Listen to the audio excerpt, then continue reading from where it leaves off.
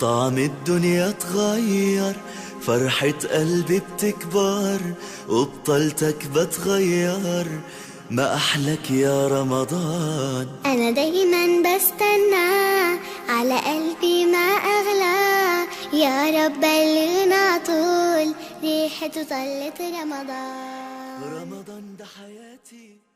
السلام علیکم ورحمۃ اللہ وبرکاتہ. نحمده ونصلی علی رسولہ الکریم، اما بعد فاعوذ باللہ من الشیطان الرجیم، بسم اللہ الرحمن الرحیم. رب اشرح لی صدری ویسر لی امری واحلل عقدۃ من لسانی یفقہوا قولی. ناظرین، ہماری آج کی گفتگو کا موضوع ہے رزق حلال بابرکت ہے. اللہ تعالیٰ نے انسان کی تخلیق کی، اور انسان کی تخلیق سے پہلے اس زمین و آسمان کی تخلیق کی گئی، اور اس زمین و آسمان میں انسان کے رزق کے خزانے رکھ دیے گئے. پھر انسان کو عقل اور شعور دے کر بھیجا گیا، اس کو سمجھ بوجھ عطا کی گئی، اسے کام کرنے کی طاقت، ہمت، صلاحیت عطا کی گئی، اور اس سے چاہا یہ گیا کہ وہ اپنی ان صلاحیتوں کو استعمال کرتے ہوئے اس زمین پر اپنی ضروریات کا سامان فراہم کرے. چونکہ انسان تنہا اس زمین پر نہیں رہ سکتا، کوئی بھی معاشرہ کسی تنہا انسان پر مبنی نہیں ہوتا، اس میں بہت سے لوگ مل جل کر رہتے ہیں. اسی لیے اللہ سبحانہ وتعالی نے پیغمبروں کو بھی بھیجا اور انسان کو زندگی گزارنے کے طریقے سکھائے. ان طریقوں میں اہم ترین چیز ایک تو اللہ تعالیٰ کی عبادت تھی، اور دوسری طرف بندوں کے حقوق تھے. انسان کی اپنی ذات کا حق بھی رکھا گیا، اور اس کے ساتھ ساتھ دوسرے بندوں کے حقوق بھی اسے سکھائے گئے. ان حقوق کی ادائیگی جب تک انسان درست طریقے پر نہیں کرتا، انسان اس دنیا میں بھی پرسکون زندگی بسر نہیں کر سکتا، اور اپنی آخرت کو بھی نقصان پہنچا سکتا ہے. انہی چیزوں میں سے ایک چیز رزق ہے، مال کا کمانا ہے. مال کا کمانا اور خرچ کرنا ایک ایسی چیز ہے جس پر ہمارے دین نے تفصیل کے ساتھ انسان کی رہنمائی کی ہے. بلکہ مال کے بارے میں سوال ان اہم ترین سوالوں میں سے ہے جس سے ہر انسان کو قیامت کے دن واسطہ پیش آنے والا ہے. حدیث پاک میں آتا ہے، ما تزال قدم عبد یوم القیامت حتی یسأل عن اربع، عن عمره فیما افناہ، وعن شبابہ فیما ابلاہ، وعن مالہ من این اکتسبہ، وفیما انفقہ، وعن علمہ ماذا عمل فیہ. رواہ الترمذی. قیامت کے دن بندے کے قدم ہٹ نہیں سکتے جب تک چار چیزوں کے متعلق پوچھ گچھ نہ ہو جائے. نمبر 1، عمر کہاں گنوائی. نمبر 2، جوانی کہاں برباد کی. نمبر 3، مال کہاں سے کمایا اور کہاں خرچ کیا. نمبر 4، جو علم سیکھا تھا اس پر کتنا عمل کیا. تو گویا مال کے بارے میں اہم سوال یہ ہے کہ مال آیا کہاں سے، کیا حلال اور جائز طریقے سے حاصل کیا گیا یا ناجائز طریقے سے، اور پھر حاصل کرنے کے بعد اسے کہاں کہاں خرچ کیا گیا. تو اس سلسلے میں ہم دیکھتے ہیں کہ قرآن پاک میں اللہ سبحانہ وتعالی خاص طور پر تاکید فرماتے ہیں، یا ایھا الناس، اے لوگو، کلوا مما فی الارض حلالا طیبا، زمین میں جو حلال اور پاک چیزیں ہیں انہیں کھاؤ. گویا یہ مطالبہ تمام انسانیت سے ہے. اسی طرح ایک اور جگہ پر اہل ایمان کو خطاب فرمایا، یا ایھا الذین آمنوا، اے لوگو جو ایمان لائے ہو، کلوا من طیبات ما رزقناکم وَاشْكُرُوا لِلَّهِ إِن كُنتُمْ إِيَّاهُ تَعْبُدُونَ۔ اے لوگو جو ایمان لائے ہو، اگر تم حقیقت میں اللہ ہی کی بندگی کرنے والے ہو تو جو پاک چیزیں ہم نے تمہیں بخشی ہیں انہیں بے تکلف کھاؤ اور اللہ کا شکر ادا کرو۔ تو اس سے اندازہ ہو سکتا ہے کہ اللہ سبحانہ و تعالیٰ کے نزدیک حلال اور پاک رزق کی کتنی اہمیت ہے۔ رمضان میں چونکہ ہم اللہ تعالیٰ کے حکم سے روزے کی حالت میں رزق حلال سے بھی اجتناب کرتے ہیں، تو اس کے حکم سے اگر ہم رزق حرام سے نہیں بچتے تو ہمارا روزہ کیا روزہ ہے؟ کیا پھر ہم نے روزے کی روح کو پایا؟ اگر ہم عبادت میں ہیں اور ہمارا کھانا پینا ہی حرام ہے تو یہ عبادت کیسی عبادت ہے؟ عبادت تو اطاعت کا نام ہے، اللہ کی مرضی کے مطابق کام کرنے کا نام ہے۔ اسی لیے ہم دیکھتے ہیں کہ رمضان المبارک کے بارے میں، روزے کی فرضیت کے بارے میں جب آیات آتی ہیں قرآن پاک میں، تو اس کے اختتام پر یہ آیت آتی ہے وَلَا تَأْكُلُوا أَمْوَالَكُمْ بَيْنَكُمْ بِالْبَاطِلِ وَتُدْلُوا بِهَا إِلَى الْحُكَّامِ لِتَأْكُلُوا فَرِيقًا مِّنْ أَمْوَالِ النَّاسِ بِالْإِثْمِ وَأَنْتُمْ تَعْلَمُونَ۔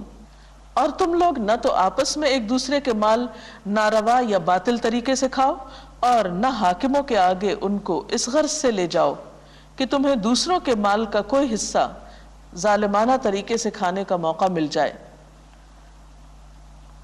تو اس سے پتہ چلتا ہے کہ روزے کا حکم دینے کے بعد، روزے کے احکامات اور آداب بتانے کے بعد فوری طور پر جس چیز کی طرف توجہ دلائی گئی وہ رزق حلال ہے اور حرام سے بچنے کی تاکید کی گئی۔ اب سوال یہ پیدا ہوتا ہے کہ رزق حلال کے لیے انسان کیا کرے؟ سب سے پہلی بات تو یہ ہے کہ انسان اس کے لیے نیت اور ارادہ کرے کہ مجھے ہر حال میں حلال ہی کمانا ہے، حلال ہی کی طرف جانا ہے، کیونکہ یہ میری عبادات کا ایک حصہ ہے، یہ میرے فرائض میں سے ایک فرض ہے۔ دوسری بات یہ کہ پھر اس کے لیے کوشش بھی کی جائے، کیونکہ کوئی بھی کام محض تمناؤں اور آرزوؤں اور اچھے خیالات سے نہیں ہوا کرتا، اس کے لیے انسان کو سنجیدگی سے کوشش کرنا پڑتی ہے۔ پھر اسی طرح اگر رزق حلال کے آنے میں کچھ تاخیر ہو جائے تو بھی انسان کو صبر اور قناعت سے کام لینا چاہیے، اور اس بات کا یقین رکھنا چاہیے کہ اللہ تعالیٰ جس انسان کو بھی پیدا کرتے ہیں پھر اس کے لیے روزی کا بندوبست کرنے والے بھی وہی ہیں۔ سورۃ ہود میں اللہ تعالیٰ فرماتے ہیں وَمَا مِن دَابَّةٍ فِي الْأَرْضِ إِلَّا عَلَى اللَّهِ رِزْقُهَا، زمین میں چلنے پھرنے والے ہر جاندار کی روزی اللہ ہی کے ذمے ہے۔ اس لیے یہ نہیں ہو سکتا کہ آپ کے لیے ہر دروازہ بند ہو، اگر ایک بند ہے دوسرا بند ہے تو تیسرا ضرور کھلا ملے گا، لیکن کوشش شرط ہے۔ انسان اگر کوشش کرتا ہے اور جلد بازی میں حرام کی طرف لپک جاتا ہے تو یہ اس کے لیے سخت نقصان دہ ہے۔ اللہ تعالیٰ جس کی صفت الرزاق ہے، قرآن پاک میں بھی فرمایا ان اللہ هو الرزاق ذو القوة المتین، بے شک اللہ تعالیٰ ہی سب کو روزی دینے والا اور مضبوط طاقت والا ہے۔ اس لیے اس طاقت والی ہستی پر بھروسہ کرنا اور اعتماد کرنا نہایت ضروری ہے، اور اس معاملے میں بے صبرا پن اور تھوڑ دلی انسان کو کچھ فائدہ نہیں دیتی۔ انسان کوشش کرتا رہے اور آگے بڑھتا رہے اور اللہ تعالیٰ سے دعا کرتا رہے تو اللہ تعالیٰ اس کے لیے ضرور وسعت پیدا فرما دیں گے۔ نبی صلی اللہ علیہ وسلم نے فرمایا اگر تم اللہ پر اس طرح اعتماد کر لو جیسا کہ اعتماد کرنے کا حق ہے، ایسا توکل کرو جیسے توکل کیا جاتا ہے، تو وہ تمہیں اس طرح رزق دے گا جیسا کہ پرندوں کو دیتا ہے کہ صبح کے وقت وہ خالی پیٹ گھر سے نکلتے ہیں اور شام کو پیٹ بھرے واپس آتے ہیں۔ انسان اپنی صلاحیت کے مطابق، اپنے حالات کے مطابق، وسائل کے مطابق مختلف چیزوں میں کوشش کر سکتا ہے۔ اسلام کے نزدیک مال کمانے کا بہترین ذریعہ تجارت ہے. اس کے علاوہ زراعت، صنعت و حرفت، اپنے ہاتھ سے کام کرنا. اللہ کے نبی داؤد علیہ السلام جو کہ ایک بادشاہ بھی تھے، نبی بھی تھے، لیکن اس کے باوجود اپنے ہاتھ سے کام کرنے کو پسند کرتے تھے. وہ اپنے ہاتھ سے کام کیا کرتے تھے. اس لیے کام خواہ چھوٹا ہو یا بڑا ہو، یہ ہماری اپنی پیدا کردہ تقسیم ہے. جو شخص بھی اپنے ہاتھ کی کمائی سے کھاتا ہے وہ بہترین رزق کھاتا ہے. پھر اسی طرح اگر انسان حلال کو چھوڑ کر حرام کی طرف جاتا ہے تو اس کے نقصانات بھی ہیں. سب سے پہلا نقصان تو یہ کہ انسان کی عبادت قبول نہیں ہوتی.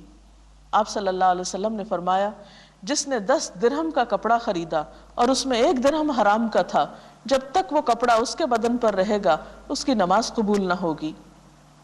تو اس سے آپ اندازہ لگا سکتے ہیں کہ رزق حرام کس قدر مضر اور نقصان دہ ہے. انسان کی دعا کی قبولیت کے راستے میں رزق حرام رکاوٹ ہے. حضرت سعد بن ابی وقاص نبی صلی اللہ علیہ وسلم سے درخواست کرتے ہیں کہ آپ اللہ تعالیٰ سے میرے لیے دعا فرمائیں کہ وہ مجھے مستجاب الدعوات بنا دے، یعنی میری دعائیں قبول ہوا کریں. آپ نے فرمایا اے سعد، حلال کی کمائی کھاؤ، تم مستجاب الدعوات ہو جاؤ گے، یعنی تمہاری دعائیں قبول ہوا کریں گی. خدا کی قسم، جب بندہ حرام کا لقمہ پیٹ میں ڈالتا ہے تو 40 روز تک اس کا عمل قبول نہیں کیا جاتا. اور جس بندے کا گوشت حرام مال سے پلا ہو تو جہنم کی آگ اس کے بہت لائق ہے، یعنی پھر وہ ردی وہیں پھینکے جانے کے قابل ہے. پھر اسی طرح حرام میں سے صدقہ قبول نہیں ہوتا. آپ صلی اللہ علیہ وسلم نے فرمایا بغیر پاکیزگی کے نماز قبول نہیں ہوتی اور حرام مال سے صدقہ بھی قبول نہیں ہوتا. اسی طرح آپ صلی اللہ علیہ وسلم نے فرمایا وہ جسم جنت میں داخل نہ ہوگا جس کی پرورش حرام مال سے ہوئی ہو. حرام میں کیا کیا چیزیں شامل ہیں؟ حرام میں بہت سی چیزیں شامل ہیں، لیکن اگر کوئی بھی کام انسان کرتا ہے اور اس کا حق ادا نہیں کرتا، مثلا کہیں پر کوئی جاب کرتا ہے، سروس کرتا ہے، اپنے اوقات پورے نہیں کرتا، دل لگا کے کام نہیں کرتا، اپنی ذمہ داری کو نہیں نبھاتا، تو یہ تمام طرح کی خیانتیں اس کمائی کو مشکوک بنا دیتی ہیں. کسی کے بھی سپرد جو بھی ڈیوٹی ہو، جو کسی چیز کا معاوضہ لے رہا ہو، اس کے بدلے میں اسے اس کا حق ادا کرنا ضروری ہے. پھر اسی طرح کچھ اور ذرائع آمدنی ناپسندیدہ ہیں اور حرام میں شامل ہیں، مثلا رشوت کا لین دین، سود کا لین دین، چوری سے حاصل کردہ مال، غصب، ڈاکہ، جھوٹی گواہی دے کر مال حاصل کرنا، خیانت کرنا یعنی کسی کی امانت میں سے کچھ نکال لینا، ناپ تول میں کمی کرنا، مال یتیم میں حق تلفی یعنی یتیم کمزور بچوں کا مال دبا جانا، ان کی زمینوں پہ ناجائز قبضہ کر لینا. اسی طرح اتفاقیہ آمدنی والے تمام ذرائع مثلا جوا وغیرہ. پھر اسی طرح شراب کی تیاری، خرید و فروخت، نقل و حمل. اسی طرح زنا کی آمدنی، قسمتیں بتانے والے کا کاروبار، یہ تمام حرام کی قسموں میں شامل ہے. ہمیں کوشش کرنی چاہیے کہ ہم اگر اللہ پر ایمان رکھتے ہیں تو عملی طور پر اس کا ثبوت بھی دیں اور ان تمام طریقوں کو چھوڑ دیں جو حرام میں شامل ہوتے ہیں، تاکہ ہمیں رزق حلال نصیب ہو.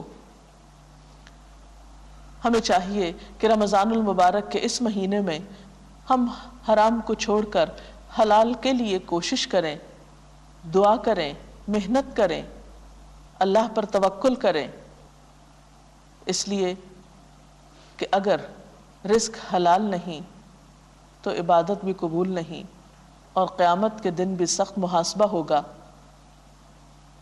اس وقت تک انسان آگے نہ جا سکے گا جب تک اپنے مال کے بارے میں حساب نہ دے، کہاں سے لیا، کہاں سے حاصل کیا اور کہاں لگایا.